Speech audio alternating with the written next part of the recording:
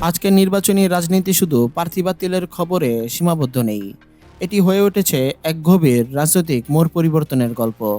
যাদের হাতে অবৈধ টাকা, হাতে বিদেশি পাসপোর্ট আর ক্ষমতার কানেকশন, তারাই আজ হয়ে উঠতে চাচ্ছে দেশের সেবক। এমন সময় নাহিদ ইসলামের মতো তরুণদের বিজয় শুধু সম্ভাবনা নয়, এটি এখন কার্যত অনিবার্য। বিদেশি নাগরিকত্ব বিতর্ক এবং বিএনপির নৈতিক সংকট। সম্প্রতি ঢাকা ১১ আসনে বিএনপির মনোনীত প্রার্থী ডক্টর এ.এম. কাইয়ুমকে ঘিরে চলছে নানান গল্প। বলা হচ্ছে তিনি নাকি ভানুয়াতু নাগরিকত্ব নিয়ে নির্বাচন করতে মাঠে নেমেছেন। বাংলাদেশি পরিচয়ে নির্বাচন কমিশনে হলফনামা দিয়ে বিদেশি নাগরিকত্ব গোপন করা শুধু একটি সাধারণ তথ্যগত ভুল নয়, এটি সরাসরি সংবিধান লঙ্ঘন এবং ফৌজদারি অপরাধের আওতাভুক্ত বিষয়। একজন এমপি প্রার্থী রাষ্ট্রের সার্বভৌমত্বের অংশ হতে চান, অথচ তার আনুগত্য যদি অন্য রাষ্ট্রের প্রতিও থাকে, তাহলে সেই প্রার্থীর দেশপ্রেম এবং দায়বদ্ধতা নিয়ে প্রশ্ন ওঠাই স্বাভাবিক। এই ঘটনায় সাধারণ মানুষের মনে গভীর অবিশ্বাস তৈরি হয়েছে এবং নির্বাচন কমিশনের কঠোর অবস্থান জনসমর্থন পাচ্ছে। এই একক ঘটনায় বিএনপির মনোনয়ন রাজনীতির ভেতরে বড় বাস্তবতা উন্মোচিত করে দিয়েছে। আদর্শ ত্যাগ বা দীর্ঘদিনের রাজনৈতিক সংগ্রামের চেয়ে মনোনয়ন পেতে যে টাকা, বিদেশি কানেকশন বা লবিং বেশি কার্যকর, এই অভিযোগ এখন আর গোপন নেই। যার ফল হিসেবে দেখা যাচ্ছে একের পর এক প্রার্থী স্ক্রুটিনিতেই ছিটকে পড়ছে এবং দলটি পড়ছে চরম নৈতিক সংকটে। তৃণমূলের কর্মীরা প্রশ্ন তুলেছেন, যারা রাজপথে পুলিশের টিয়ারশেল খেয়েছে, জেল খেটেছে, তারা কি শুধুই পোস্টার লাগানোর জন্য? এই প্রশ্নই বিএনপির জন্য সবচেয়ে বড় রাজনৈতিক বিপদ হয়ে উঠেছে। ঋণখেলাপি প্রার্থীদের পতন ও মাঠ ফাঁকা হওয়া, চট্টগ্রাম ২ এবং কুমিল্লা ১০ সহ দেশের একাধিক গুরুত্বপূর্ণ আসনে ঋণখেলাপি ও মামলা গোপনের অভিযোগে বিএনপির প্রার্থীদের মনোনয়ন বাতিল হওয়া প্রমাণ করে দিচ্ছে, এবার নির্বাচন কমিশন কাগজে কলমে নয়, বাস্তব প্রয়োগেই আইন দেখাতে চায়। বছরের পর বছর ব্যাংকের হাজার হাজার কোটি টাকা মেরে সিআইবি ব্ল্যাকলিস্টের থেকেও যারা ভাবতেন রাজনীতি তাদের ডাল হয়ে যাবে, তারা এবার বাস্তবতার মুখোমুখি। এই সিদ্ধান্তগুলো স্পষ্ট বার্তা দিচ্ছে, ব্যাংকের টাকা লুট করে আর সংসদের মেম্বার হওয়া যাবে না। যত বড় নেতাই হোক না কেন, এই বাতিলগুলো শুধু কিছু ব্যক্তির রাজনৈতিক ক্যারিয়ারের ইতি নয়, এটি মাঠের পুরো রাজনৈতিক বাস্তবতাই বদলে দিচ্ছে। বহু আসনে বিএনপির স্থানীয় সংগঠন কার্যত দিশেহারা। কে প্রচারণা চালাবে, কাকে সামনে রেখে ভোট চাইবে, সেই প্রশ্নের উত্তর নেই।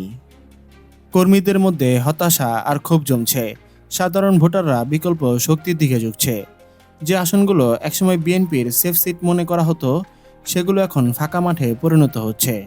২২ আসনে প্রার্থীর মনোনয়ন বাতিলের ঝুঁকিতে বিএনপির ভাঙ্গন এখন ত্বরান্বিত। ইনসাইড সোর্স ও আইন বিশেষজ্ঞদের মতে বিএনপির অন্তত ২২ জন প্রার্থী এখন মনোনয়ন বাতিলের চূড়ান্ত ঝুঁকিতে রয়েছে বলে জানা যাচ্ছে। অভিযোগের তালিকা খুব পরিষ্কার: দ্বৈত নাগরিকত্ব, ঋণ খেলাফি হওয়া এবং হলফনামায় গুরুত্বপূর্ণ তথ্য গোপন। এই ২২ জনের বড় অংশই দলের বড় ডোনার বা ফাইন্যান্সার, যারা অর্থের জোরে নমিনেশন নিশ্চিত করেছিলেন বলে অভিযোগ রয়েছে। এখন সেই অর্থ আর কানেকশন কোনোটাই তাদের রক্ষা করতে পারছে না। নির্বাচনের মাত্র কয়েকদিন আগে এত বড় ধাক্কা মানে শুধু পরাজয়ের আশঙ্কা নয়, এটি একটি পূর্ণাঙ্গ সাংগঠনিক বিপর্যয়। যেখানে মাঠে থাকার কথা প্রচারণায়, সেখানে বিএনপি এখন ব্যস্ত আদালত আর রাজপথে চাপ তৈরিতে। প্রচারণা থমকে গেছে, কর্মীরা বিভ্রান্ত, ভোটাররা অনিশ্চিত। এই পরিস্থিতিতে অনেক আসন কার্যত প্রতিদ্বন্দ্বিতাহীন হয়ে পড়েছে। আর এই শূন্যতাই তৈরি করে দিচ্ছে নতুন বিজয়ীর পথ, যার সুযোগ নিচ্ছে বিএনপির বিপক্ষের জোরশক্তি জামায়াত ইসলামী ও এনসিপি। রাজনৈতিক শূন্যতা ও নাহিদ ইসলামের অনিবার্য বিজয়ের পথে যাত্রা।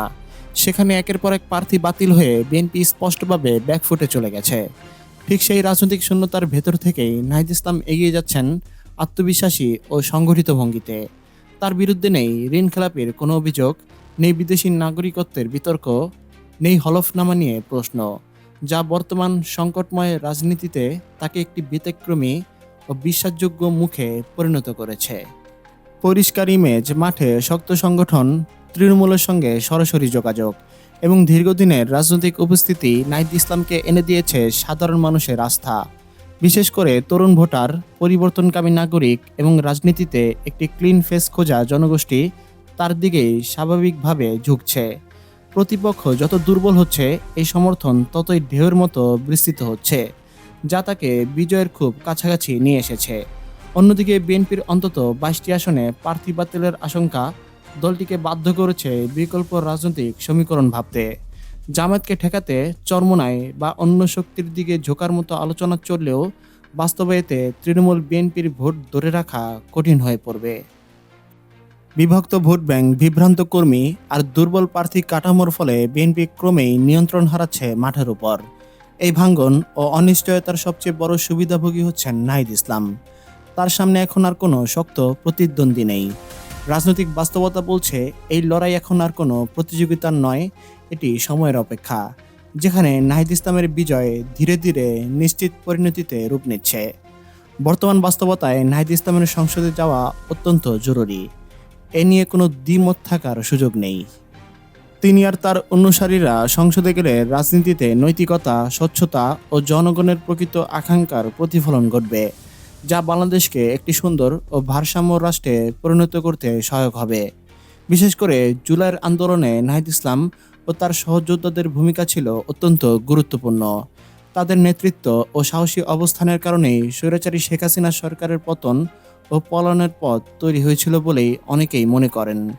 নাহিদ ইসলাম যদি সংসদের বাইরে থেকে যান, তবে তার বিরুদ্ধে গোপন ষড়যন্ত্র ও রাজনৈতিক চাপ বাড়ার আশঙ্কা রয়েছে, যা ভবিষ্যতে দেশের রাজনৈতিক স্থিতিশীলতা ও ভারসাম্যকে মারাত্মকভাবে ক্ষতিগ্রস্ত করতে পারে।